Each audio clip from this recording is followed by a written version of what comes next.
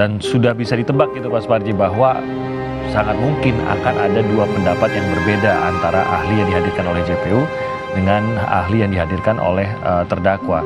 Apakah pendapat ahli tadi juga bisa sampai mungkin menyetir persidangan, dalam arti begini, kalau memang ada ahli, dan kita tahu ada ahli yang mengatakan bahwa ini harus dijelaskan dulu mengenai tuduhan adanya pemerkosaan. Ini harus clear dulu sebelum bisa melanjutkan kasusnya dan dalam penentuan pembunuhannya itu sendiri. Apakah itu akan bisa juga menjadi pertimbangan hakim kemana persidangan ini akan dibawa, atau itu sekadar akan menjadi keterangan-keterangan saja seperti kata Mas Yonatan tadi, ya silahkan saja hakim mendengarkan, tapi tidak lantas harus semuanya masuk ke dalam pertimbangan hakim.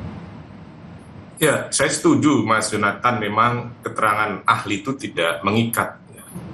Dan tentunya, betulnya kita berharap tidak ada perbedaan pandangan ahli. Dengan syarat batu ujinya jelas gitu. Perbedaan pandangan ini terjadi karena perbedaan sudut pandang. Sudut pandang dari terdakwa dan sudut pandang dari jaksa penuntut umum. Mestinya ahli tidak berada dalam sudut pandang itu. Mestinya sudut pandang ahli apa?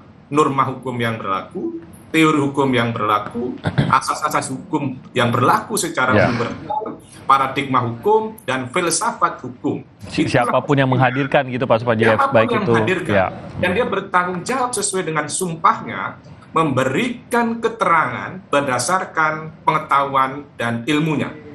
Jadi ini yang persoalannya, terjadinya perbedaan pendapat itu karena faktor sudut pandang.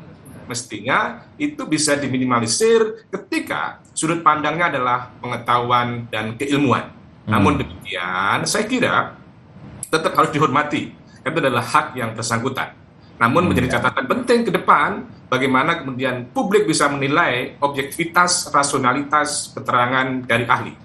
Yang kedua, saya kira keterangan ahli tadi tidak akan serta-merta membelokkan proses persidangan, menyetir, bahkan mengikat hakim. Tetapi semata-mata itu adalah sebagai bantuan untuk keterangan, membantu menerangkan. Kalau hakim sebetulnya sudah punya keyakinan dan kemudian ini justru tidak bikin terang, tentunya akan dikesampingkan. Jadi ini hanyalah sebagai satu bagian kecil saja di mana akan sangat ditentukan oleh majelis hakim berdasarkan keyakinan yang dimiliki, dan keyakinan itu berdasarkan rasionalitas yang tercipta berdasarkan logika-logika akal sehat yang terjadi. Yang ketiga, kalau kita cermati dalam proses persidangan ini, maka unsur 340 maupun 338 itu tidak ada mensyaratkan unsur tentang motifnya. Ya, karena sengaja, berencana dan sebagainya tidak mensyaratkan unsur dengan motifnya tadi itu. Kemudian yang keempat, kalau kemudian mencoba mematahkan dengan unsur dengan sengaja, bahwa dengan sengaja itu harus kemudian dilihat dari 3 kualifikasi.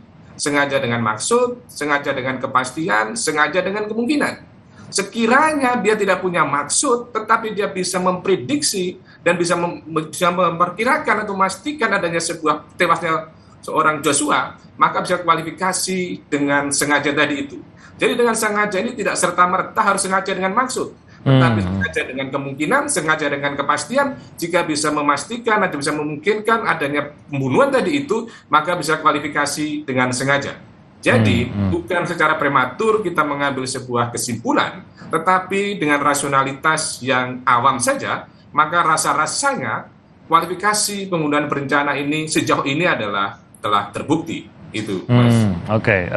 Berarti memang sampai tidak menemukan motifnya pun tidak masalah selama bisa dibuktikan perbuatannya ada, begitu ya, sederhananya begitu. Ya, karena di dalam 340 itu tidak ada unsur tentang motif apapun yang kemudian mensyaratkan untuk dipenuhi dalam proses pelaksanaan perbuatan tadi. Yang diadili adalah perbuatannya. Sekali lagi yang utama adalah perbuatannya, bukan niatnya. Meskipun memang ada unsur niat dengan sengaja tadi itu mens reanya. Tetapi di belakang itu adalah ketika yang bersangkutan sudah ada niat untuk melakukan pembunuhan berencana tadi, itu sudah sempurna dari unsur tadi itu.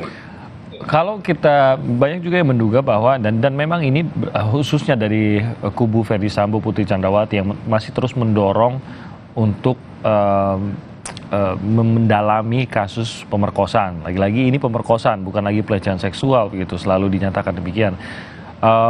Sebenarnya apakah memang ada untungnya? Kalau dari perspektif Mas Parji lah, ada untungnya kah kalau memang persidangan dibawa ke arah sana, menjelaskan dulu mengenai peristiwa apakah benar ada pemerkosaan.